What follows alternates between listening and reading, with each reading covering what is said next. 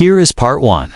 The woman in the dust of your HFY story, titled Adopt My Hungry Children and Be My Mate. Human. The Alien Widow's One Wish. Written in third-person style, simple, basic English, and around 800 words. The desert wind was dry and sharp. Dust moved like smoke across the empty ground.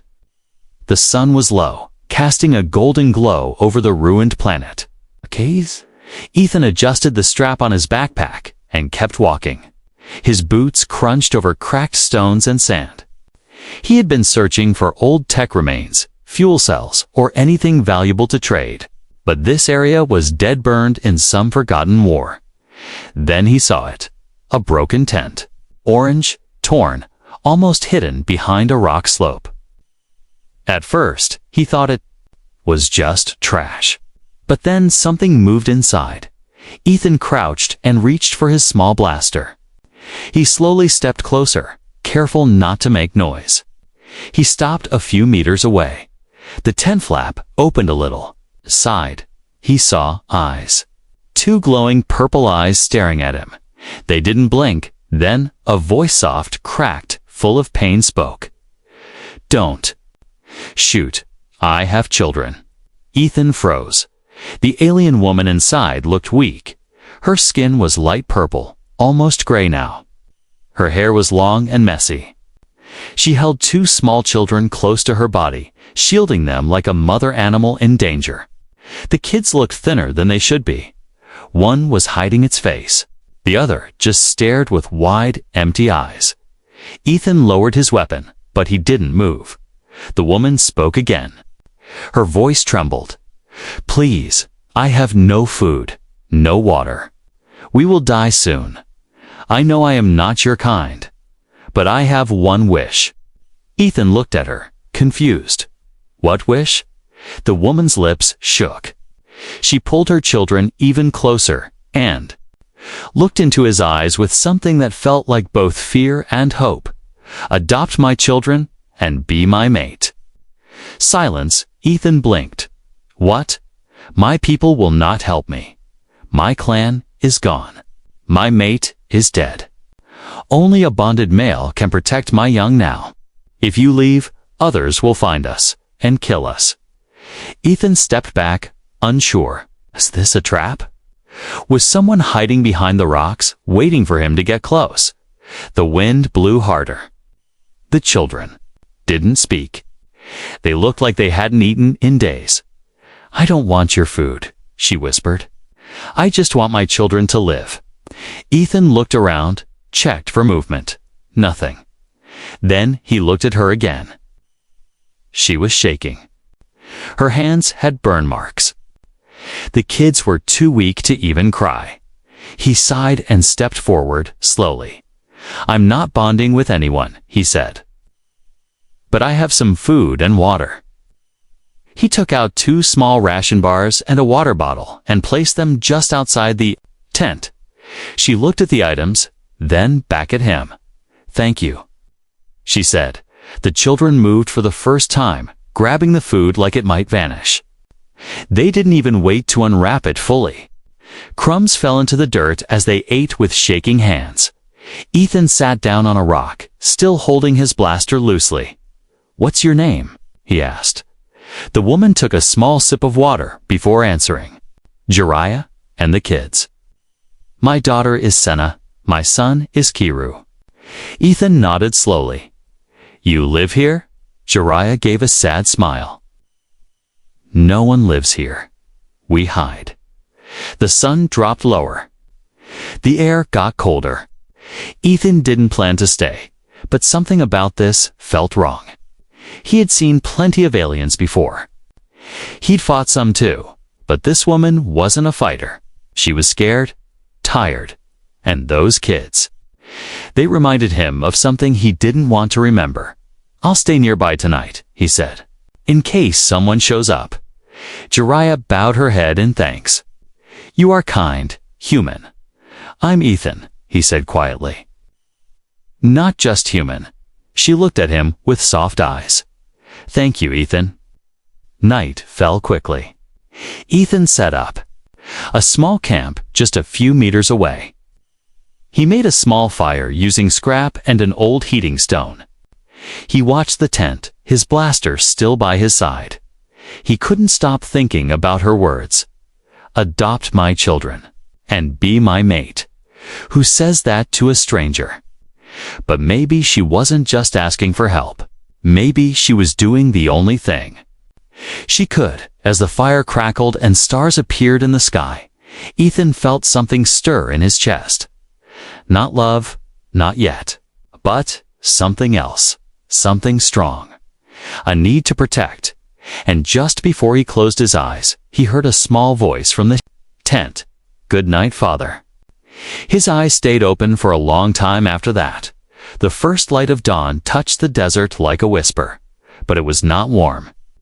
The wind was cruel in the early morning, carrying sand like tiny blades. Ethan woke up to the sound of coughing. Not from himself, but from the tent. It was the boy Tokaru. The cough was dry and sharp, too weak for a child his age. Ethan sat up quickly and grabbed his bag. He didn't have medicine. He barely had enough clean water left. Inside the torn tent, Jiraiya held her son close. Her eyes were half open, heavy, with no sleep. Senna, the girl, sat beside her mother, wide awake and watching Ethan silently. He's getting worse, Jiraiya said, not even trying to hide the fear in her voice. Ethan didn't speak. He just handed over the last clean water pack and a fruit pill. It wasn't much, but it was all he had. Jiraiya took it gently, like someone who didn't expect kindness anymore. You could have left, she whispered, but you stayed. I told you, I'm not going to bond with anyone, Ethan said, trying to sound firm, even though something inside him had already started to change. Jiraiya smiled weakly. I didn't say anything. Ethan rubbed his face and looked out at the desert. There was nothing but silence, sand and old metal scraps scattered across the land. I came here looking for fuel cells, he said. Didn't think I'd find a starving family hiding in a broken tent. I didn't think I'd survive another night, she replied, holding Kiru tighter. But then you came. There was a strange calm between them, broken only by the wind and the quiet chewing of the fruit pill. After some time, Jiraiya said something Ethan didn't expect. Do you want to know what I was before all this? Ethan turned his head. Slightly. You don't have to tell me. I want to, she said. Because if I die here, someone should know I was more than a weak widow hiding in the sand. He nodded. I was a speaker, she said softly. A voice for my people. I stood before thousands. I guided them when my mate Vezar led battles. They listened to me. They respected me, and when he died, all of that disappeared.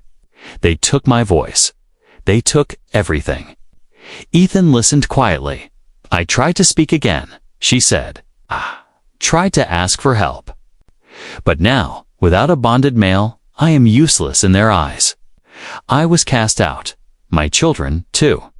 They believe we are cursed. Ethan frowned. That's cruel. It's law, she said bitterly. But laws are written by those who have power, and power only listens to strength. I had only words, and now? Akeya asked. Jiraiya looked up at him. Now I have silence, except for my children's hunger. Ethan stood up. He didn't know what to say. He didn't know why it bothered him so much. Maybe it was because Earth had once been like that, too. Long ago. Before everything changed. He'd read about it. Places where mothers were thrown away. Children forgotten. People judged for who they were born as. Maybe he stayed not just because of them, but because they reminded him that humanity wasn't the only species to suffer. He walked a few steps away and looked across the sand, scanning the horizon. No movement, but something deep in his gut said they weren't safe. We need to move, he said suddenly. Jiraiya blinked. What?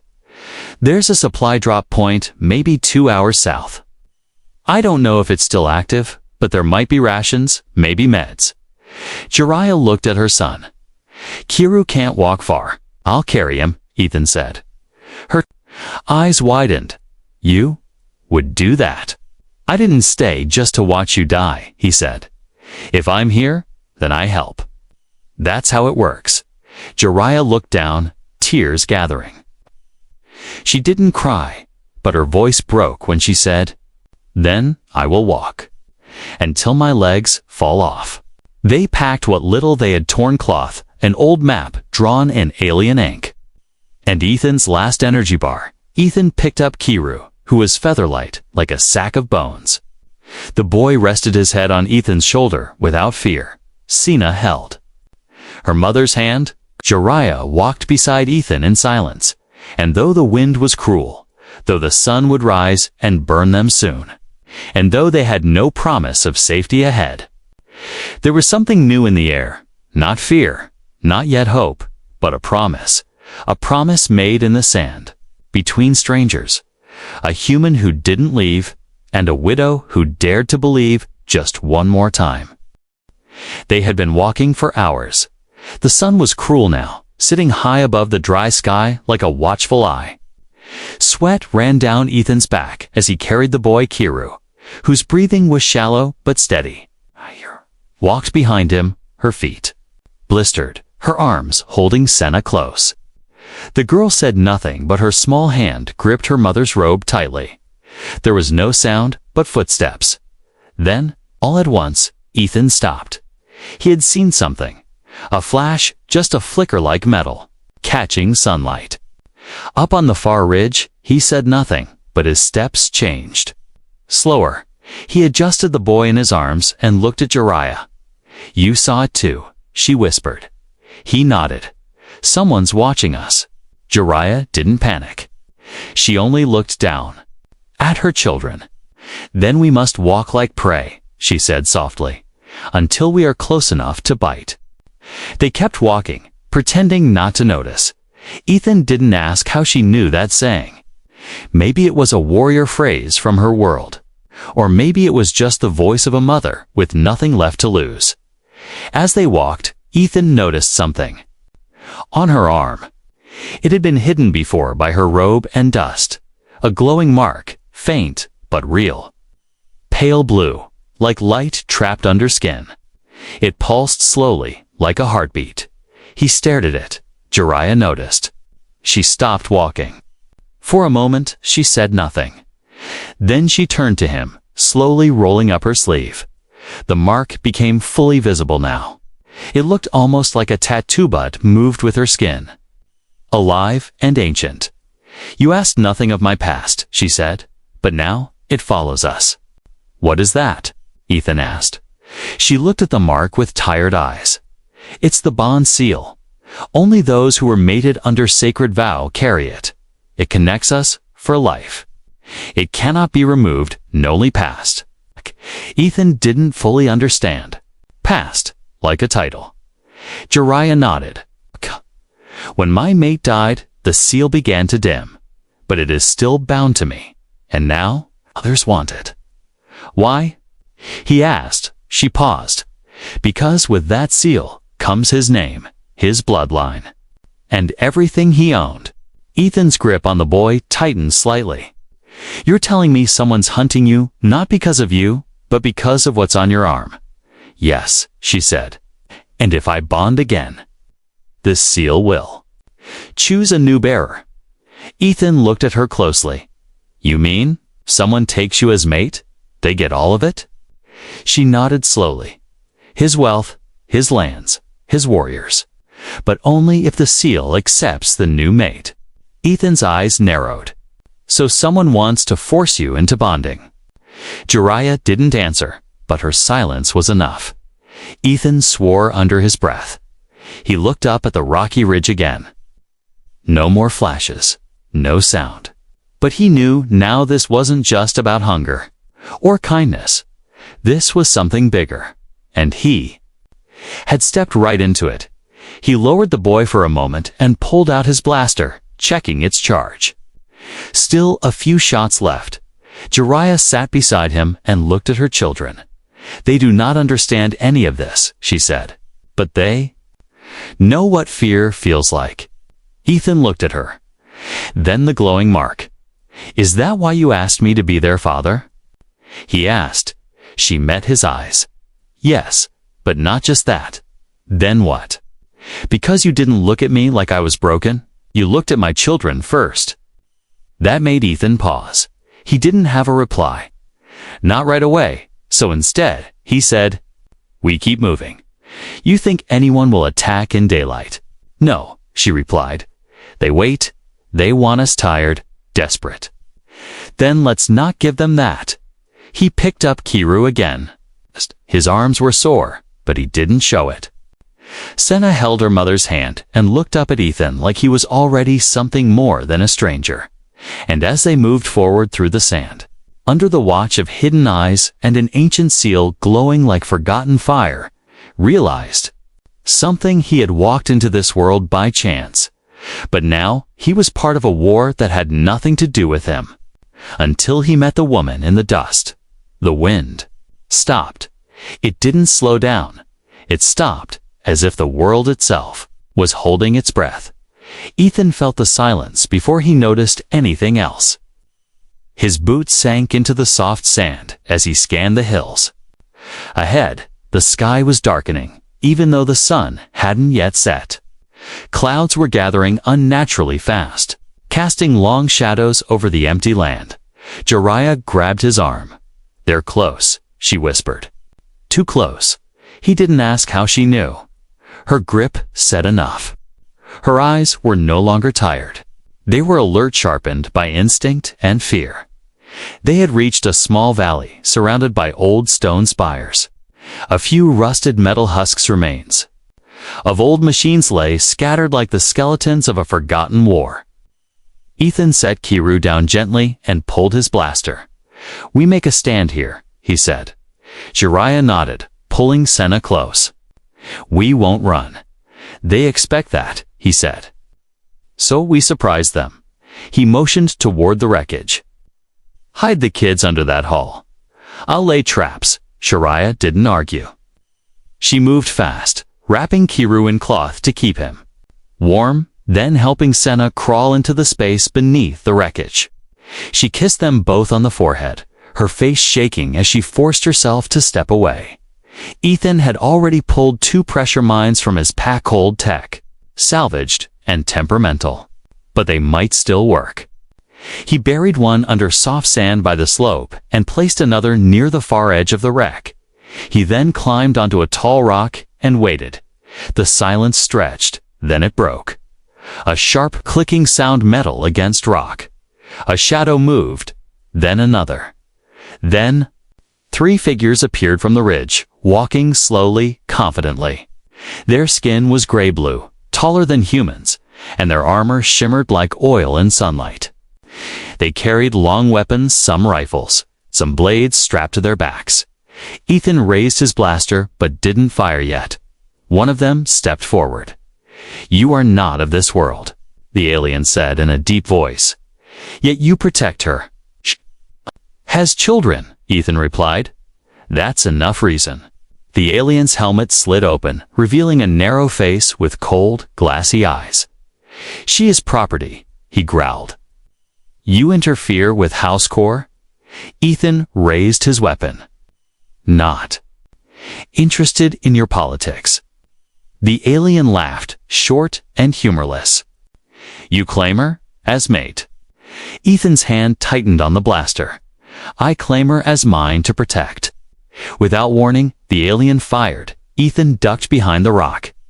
Energy bolts hissed past him, scorching stone and sand. One bolt struck. The buried mine, boom. Dust and fire shot into the sky. One attacker flew backward, screaming. Ethan rolled down the slope. Fired 2 shots, one struck armor, the other missed. Jiraiya sprang from cover, grabbing a metal rod from the wreckage. She swung it at his second attacker, knocking his weapon loose. The third alien charged at Ethan with a blade. Ethan ducked, kicked sand into the alien's face, and fired point-blank into its chest. The alien dropped.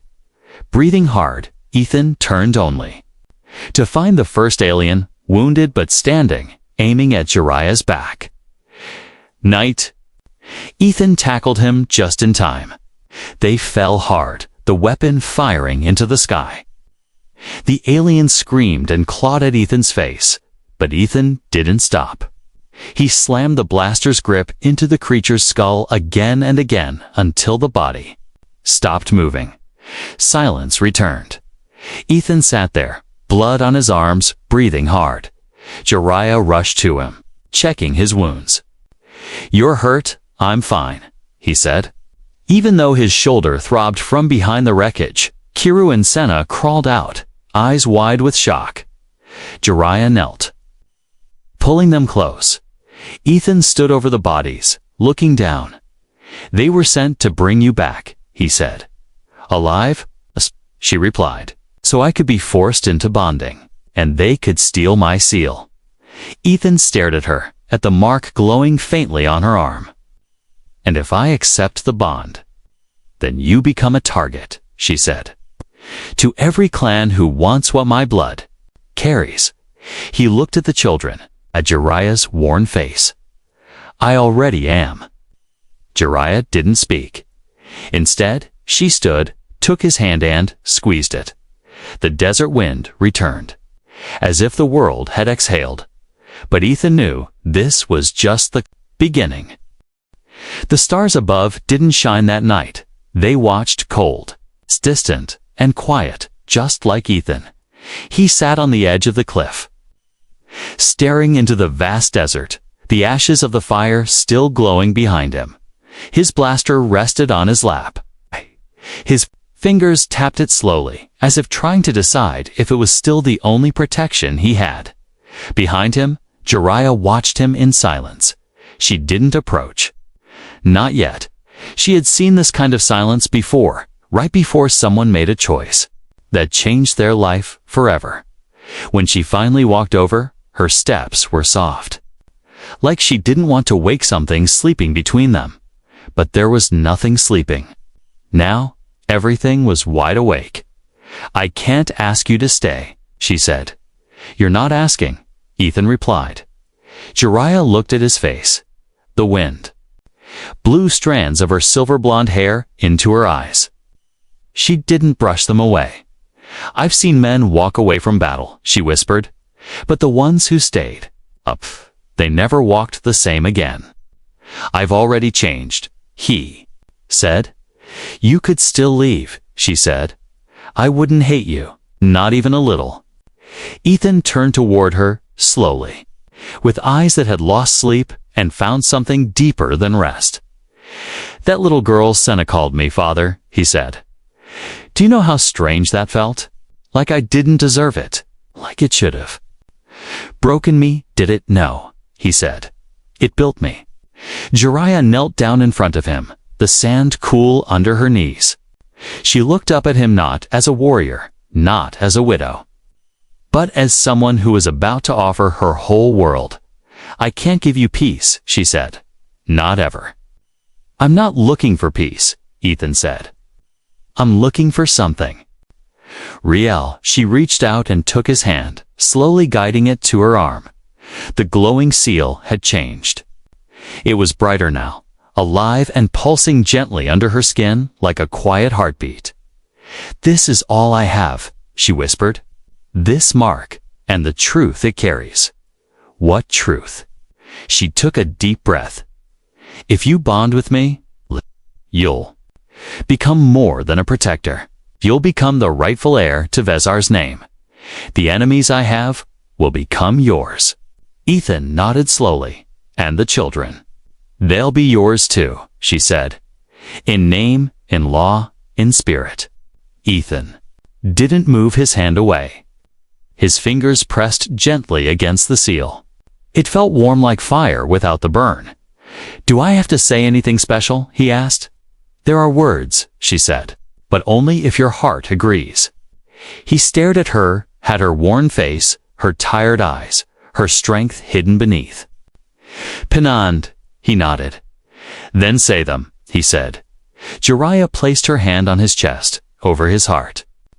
The wind slowed around them, and even the air seemed to listen. I will be the shield, she whispered. I will be the shield, he repeated. I will be the name. I will be the name. I will take the fire and carry the flame.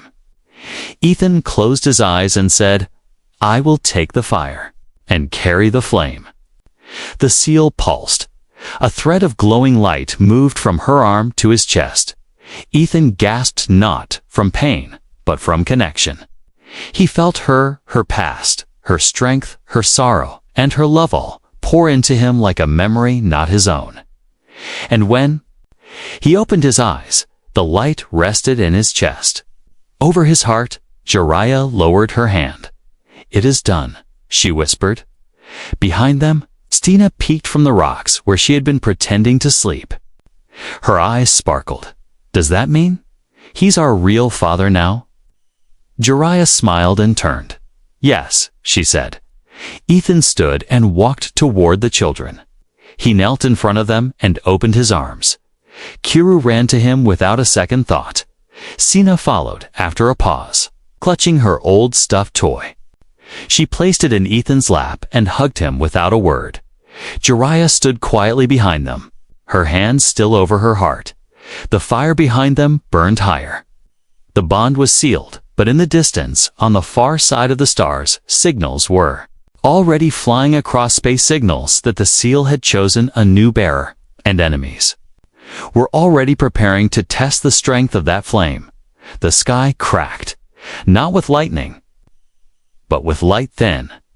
Violet beams slicing across the horizon like warning signs from the gods. Ethan looked up.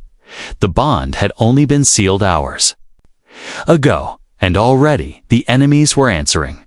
They've found us, Jiraiya said. Her voice was calm, but her hands were shaking as she packed what little supplies they had. Her eyes darted between her children and the sky. No transport, Ethan muttered. No backup, no shelter, and no time, she added. Kiru was still sick.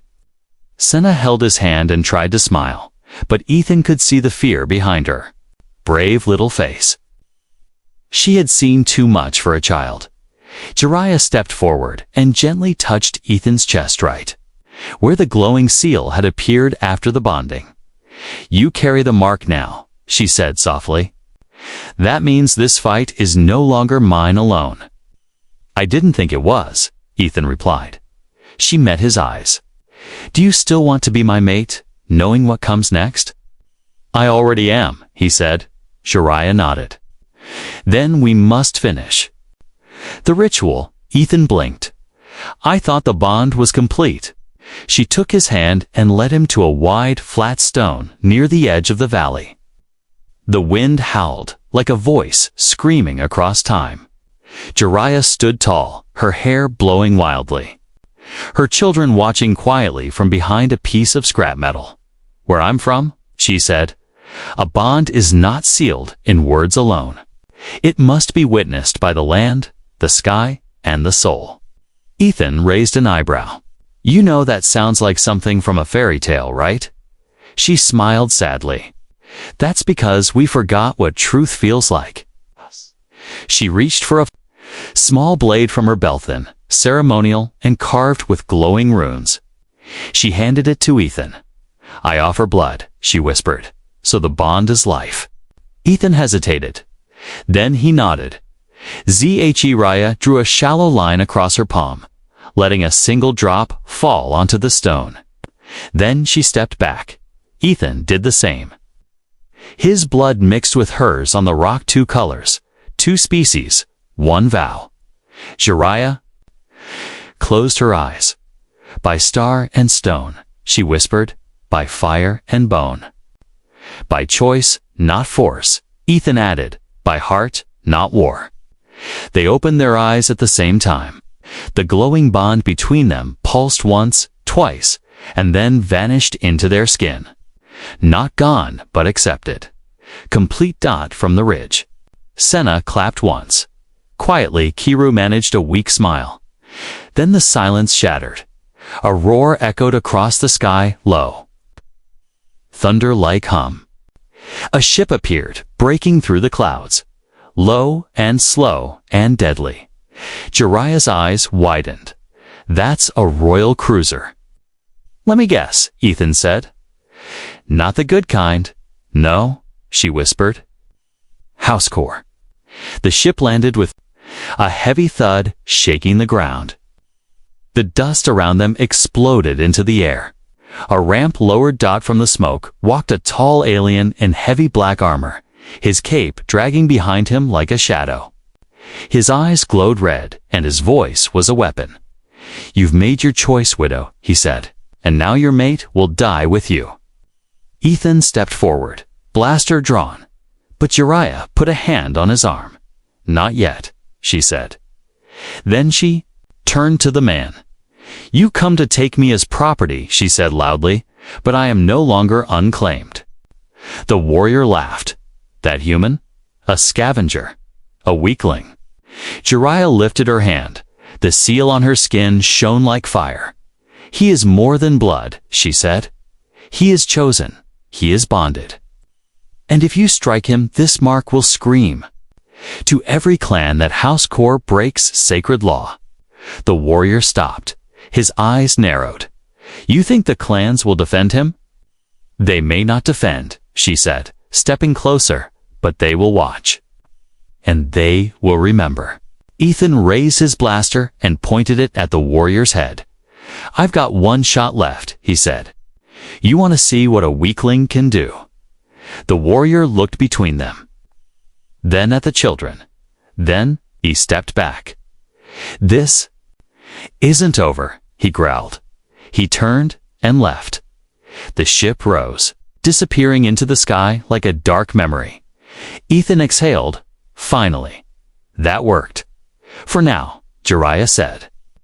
But next time, they may not leave. Ethan looked at the children. Then, we make sure there's no next time.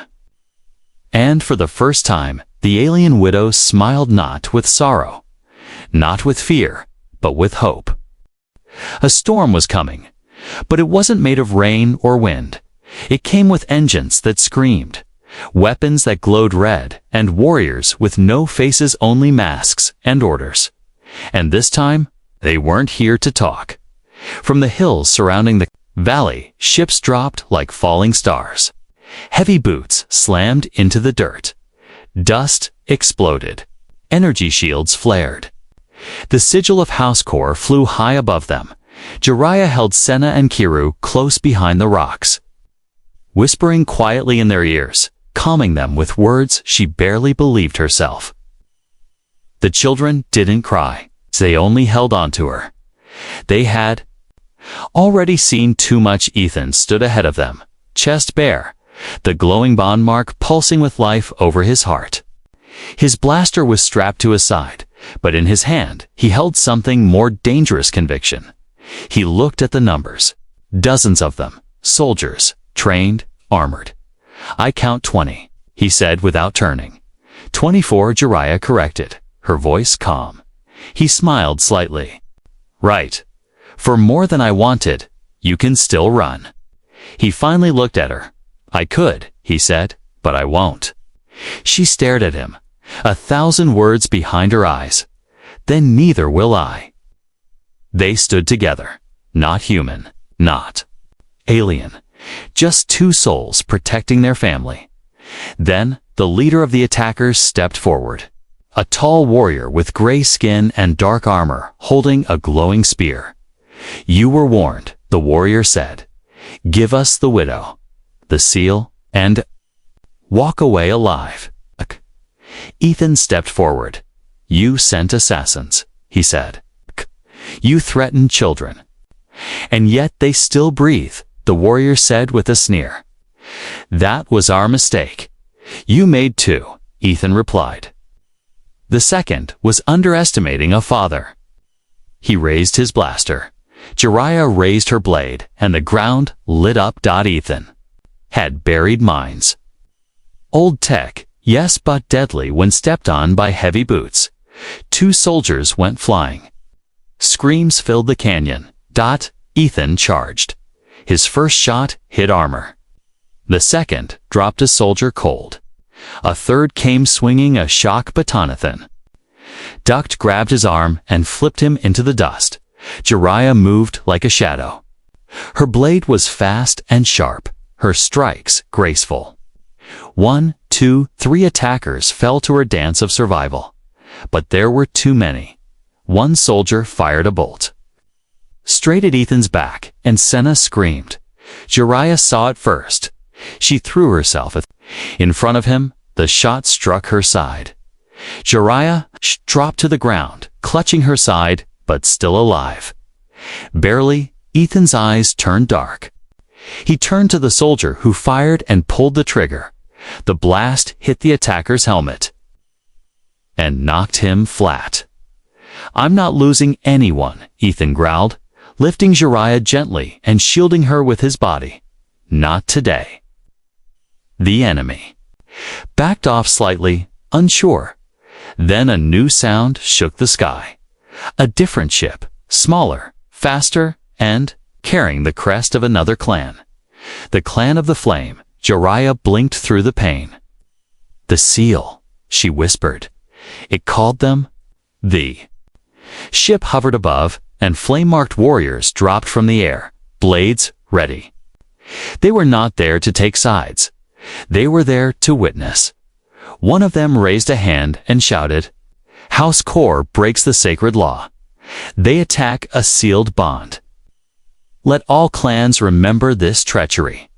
The House Core soldiers froze, eyes turned. Their leader gave a signal retreat. They vanished like shadows under the new firelight. Ethan dropped to his knees beside Jiraiya, cradling her. "You stayed," she whispered weakly. "Always," he said. Behind him, Sina and Kiru ran to their mother, holding her, crying but alive. One of the flame warriors approached Ethan. "You carry her bond?" he asked. Ethan nodded. "You fought for them?" "I bled for them," Ethan said. The warrior bowed slightly. "Then let the clans hear this. The human is not an outsider. He is bloodbound. Daddy fought like one of us." Daddy smiled weakly. "You're not just my mate now," she whispered. "You are legend." Ethan smiled. "That sounds exhausting." They laughed. Even the children did. And in that moment, under a rising sun and watching warriors, something ancient was reborn. Not a title, not a seal, but a family. A human, an alien widow. 2 children who would never again be alone. And a bond no war could break.